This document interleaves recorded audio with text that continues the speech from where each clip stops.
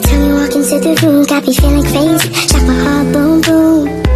Any other boy would stare, but me, I look away, cause you're making me scared. Trying not to breathe, 1, 2,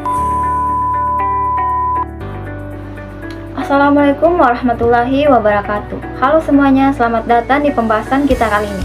Sebelum kita masuk pada pembahasan materi, izinkan saya untuk memperkenalkan diri. Perkenalkan, nama saya Asni dengan NIM B1B124162. Pada kesempatan ini, kita akan mempelajari salah satu konsep penting dalam akuntansi biaya modern, yaitu Activity Based Costing atau sering disingkat dengan ABC. Kenapa sih materi ini penting? Karena dalam dunia bisnis saat ini, perusahaan menghadapi produk yang semakin beragam, proses yang semakin kompleks, yang biaya overhead yang semakin besar. Sistem biaya tradisional seringkali tidak mampu memberikan informasi biaya yang akurat, sehingga keputusan manajerial bisa menjadi keliru.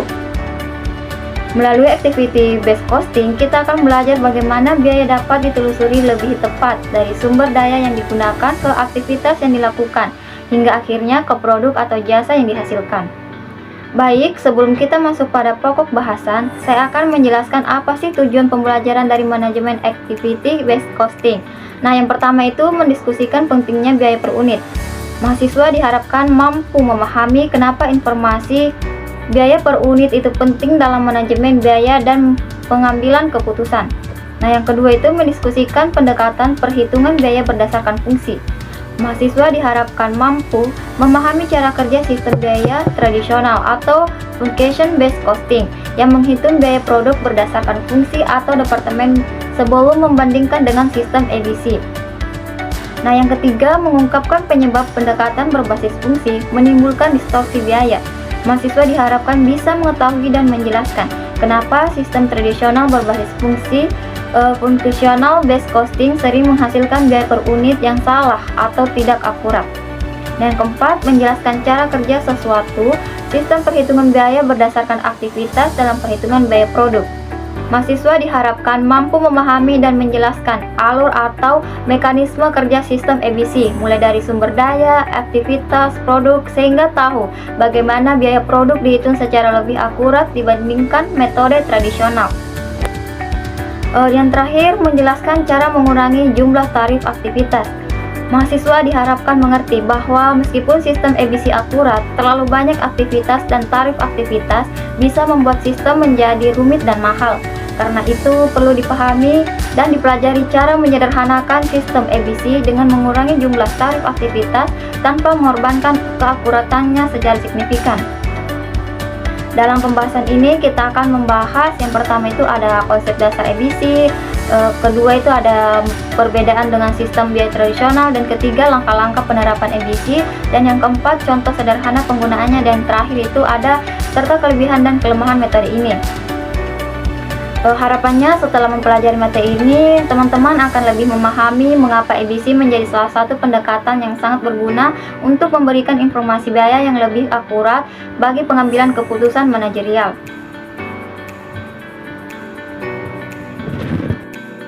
Baik, sebelum kita masuk ke pokok bahasan, saya ditemani oleh rekan saya yang akan melanjutkan beberapa pertanyaan mengenai materi activity based costing. Kepada rekan saya persilahkan. Baik, mungkin saya bertanya ada beberapa pertanyaan. Pertanyaan pertama mengenai materi unit level product costing atau sistem tradisional. Menurut kamu, apa sih yang dimaksud unit level product costing atau sistem tradisional? Unit level product costing itu atau sistem tradisional menurut saya pada pendekatan fungsional atau tradisional, prime cost bahan langsung plus tenaga kerja langsung ditelusuri langsung ke produk. Overhead pabrik dialokasikan menggunakan predetermined overhead rate berbasis penggerak tingkat unit, misalnya jam kerja dan jam mesin. Nah, yang selanjutnya itu ada pembebanan tarif overhead seluruh pabrik atau plan wide rate.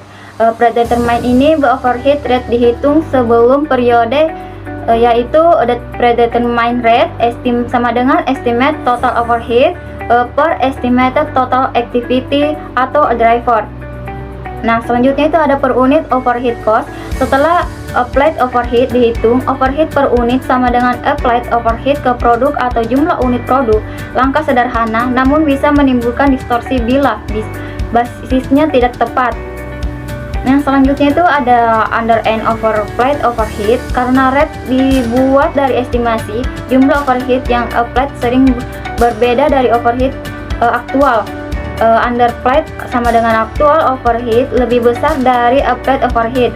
Overplate sama dengan applied overheat lebih besar dari actual overheat. Nah, selisih disebut overheat variance. Selanjutnya ada di posisi variance overheat.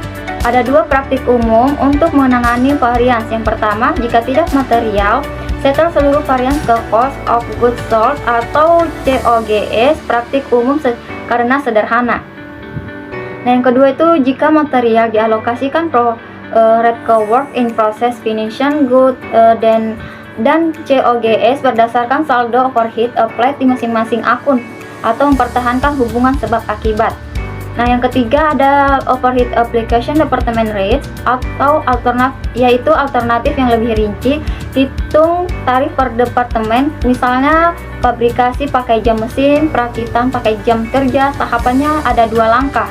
Yang pertama itu ada assign overhead departemen per departemen. Yang kedua, terapkan tarif departemen ke produk berdasarkan driver type departemen. Nah, selanjutnya saya kembalikan kepada penanya, apakah ada pertanyaan? Baik, untuk pertanyaan berikutnya mengenai materi limitation of plan width and department rates. Menurut kamu apa sih itu? Kalau limitation of plan width and department rates, menurut saya itu ada plan width atau department rate sering gagal bila proporsi overhead non-unit related besar dan atau produk sangat beragam. Dalam kondisi itu, tarif berbasis unik menimbulkan distorsi biaya. Nah, yang pertama itu ada non-unit related overhead cost. Non-unit related cost sama dengan biaya yang tidak berkorelasi langsung dengan jumlah unit. Contohnya, setup batch, engineering orders expensive batch, karena bergantung pada jumlah setup atau order, bukan unit. Membebankan biaya ini per unit akan keliru. Proporsi biaya non-unit ini bisa signifikan 40-50% atau lebih, sehingga masalah serius bila diabaikan. Nah, yang kedua itu ada produk diversity. Bila produk berbeda dalam ukuran, kompleksitas, batch size, dan lain-lain, konsumsi aktivitas tidak lagi proporsional terhadap jumlah unit. Produk diversity meningkatkan kemungkinan distorsi bila hanya menggunakan penggerak tingkat unit. Konsep penting consumption ration atau proporsi aktivitas yang dikonsumsi tiap produk. Nah, ketika itu ada yang selanjutnya itu ada contohnya yaitu kegagalan unit based overhead rates atau good mark. Studi kasusnya itu good mark, yaitu kartu beraroma versus biasa, menunjukkan bahwa plant weight atau depth rates berbasis jam kerja atau jam mesin menghasilkan biaya unit yang salah, atau kartu beraroma volume rendah, banyak setup dan handling menjadi undercosted. Kartu regular atau volume tinggi overcosted ini menimbulkan subsidi silang memproduk. ABC memecahkan dengan menetapkan biaya per aktivitas. Nah, selanjutnya saya kembalikan ke penanya, apakah ada pertanyaan? Baik, untuk pertanyaan selanjutnya mengenai materi Activity Based Costing atau ABC System. Menurut kamu, apa sih Activity Based Costing atau ABC System itu? Activity Based Costing itu atau disebut ABC, ABC itu menelusuri biaya aktivitas produk atau objek biaya. Ia mengenali bahwa aktivitas mengkonsumsi sumber daya dan objek biaya mengkonsumsi aktivitas. ABC memberikan penetapan biaya yang lebih akurat bila produk beragam dan overhead non-unik signifikan. Nah, yang pertama itu ada activity identification atau definition and classification. Inventaris aktivitas, buat daftar aktivitas yang dilakukan organisasi, bisa ratusan. Activity dictionary, untuk tiap aktivitas catat atribut, definisi pengguna atau biaya, objek biaya, resource yang dipakai, ukuran output atau driver, klasifikasi primer atau sekunder, level activity, unit batch, produk, velocity. Nah, pengumpulan datanya ini mewawancara, survei, observasi, time study. Contohnya, studi penugasan perawat untuk unit kardiologi, aktivitas merawat memantau perawatan higienis, dan menangani permintaan, disertai persentase waktu dipakai untuk membentuk matriks distribusi kerja. Dan selanjutnya itu ada assigning cost to activities. Sumber daya atau aktivitas dialihkan biaya GL, gaji penyusutan, utilitas persediaan ke cost ports, aktivitas menggunakan resource drivers, misalnya persentase waktu, jam penggunaan. Untuk tenaga kerja digunakan ke work distribution matrix yang menunjukkan berapa persen waktu dipakai untuk tiap aktivitas dikalikan dengan total gaji. Biaya aktivitas, contohnya perhitungan biaya aktivitas pada kasus perawatan kardiologi dokumen. Nah, yang selanjutnya itu ada assigning secondary activity cost to primary activities. Nah, ini secondary activities, misalnya supervisi melayani aktivitas primer. Biaya sekunder harus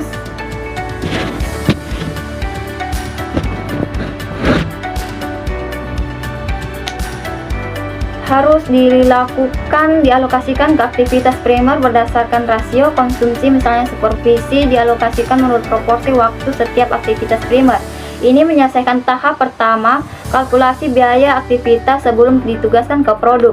Nah, yang selanjutnya ada cost object and bills of activities, yaitu cost object produk, pelanggan, saluran distribusi, proyek, dan lain-lain. Bill of activities atau BOA, daftar aktivitas dan jumlah driver yang dipakai oleh satu unit cost object. Analogi bill of material. Untuk aktivitas, BOI mempermudah penghitungan biaya produk dari tarif aktivitas. Jenis driver aktivitas yaitu transaction drivers, berapa kali aktivitas terjadi, misalnya jumlah order. Nah, duration drivernya ini lama waktu aktivitas, misalnya jam pemantauan, digunakan durasi jika durasi per transaksi bervariasi. Yang selanjutnya activity rate and product costing. Activity rate atau tarif aktivitas yaitu aktivitas rate sama dengan total biaya aktivitas per practical capacity atau jumlah realistis. Nah, yang selanjutnya itu untuk menetapkan biaya ke produk, aktivitas rate kali di jumlah driver yang dikonsumsi oleh produk. Aktivitas untuk produk, ulangi untuk semua aktivitas lalu dijumlahkan dengan ditotalkan overhead ABC untuk produk.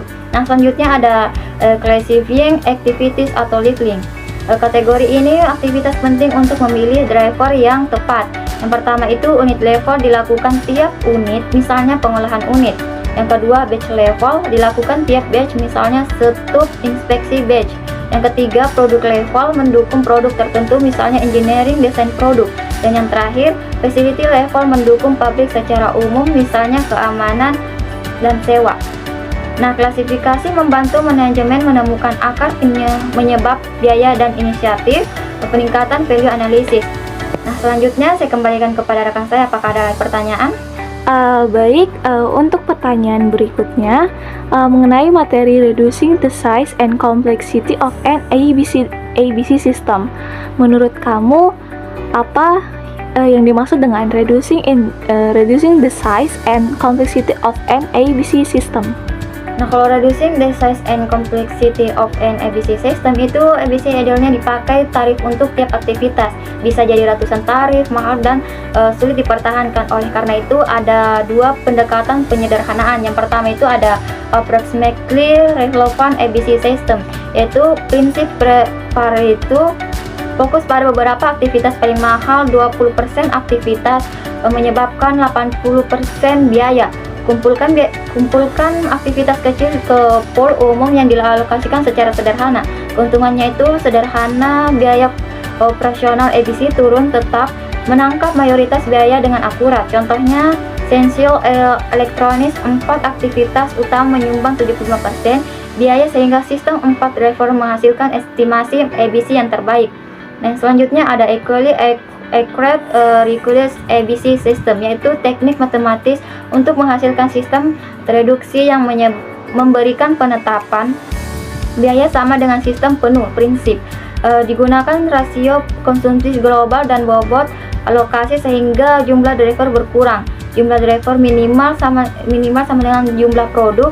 Langkah ringkasnya itu sebagaimana dokumen menjelaskan, hitung rasio konsumsi global, pilih jumlah aktivitas setara jumlah produk, bentuk dan selesaikan persamaan simultan, gunakan bobot untuk membuat pooled cost dengan hasil sistem lebih kecil yang akurat secara ekuivalen. Nah, yang selanjutnya, apakah ada pertanyaan?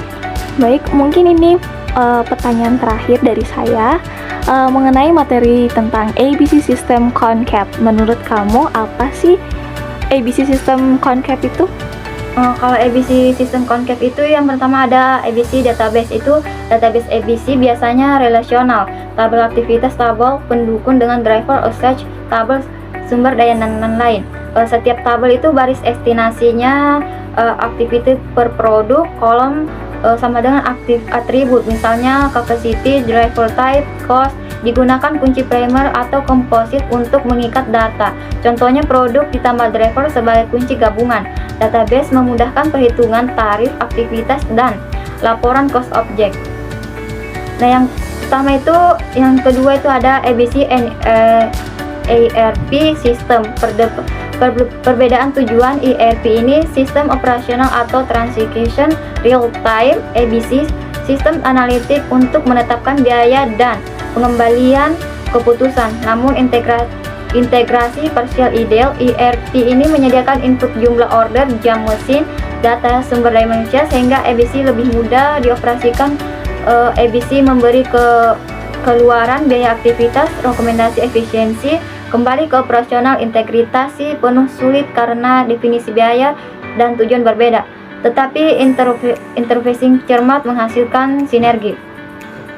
Nah, untuk materi ini ada pun ringkasan praktis, yaitu kapan dan mengapa pakai ABC. Nah, kondisi ideal ABC ini yang pertama banyak produk atau varian produk, diversity. Yang kedua itu overheat signifikan dan banyak biaya non-unit atau setup inspeksi. Nah, yang ketiga perusahaan butuh informasi profitabilitas mendetail produk pelanggan saluran. Nah, manfaatnya ini akurasi, biaya lebih baik, penetapan harga, keputusan discontinuation, cost reduction lebih tepat. Nah, kekurangannya biaya implementasi dan pemeliharaan lebih tinggi, data intensif, perlu penyederhanaan bila sistem terlalu kompleks. Baik, itulah paparan materi mengenai activity based costing dari saya. Ucapkan terima kasih kepada rekan saya dan teman-teman yang telah menonton video ini. Jika ada salah, dimaafkan. Jika ada salah atau salah kata, kekurangan, mohon dimaafkan. Saya akhir dengan ucapan wabillahi taufiq wal hidayah. Wassalamualaikum warahmatullahi wabarakatuh.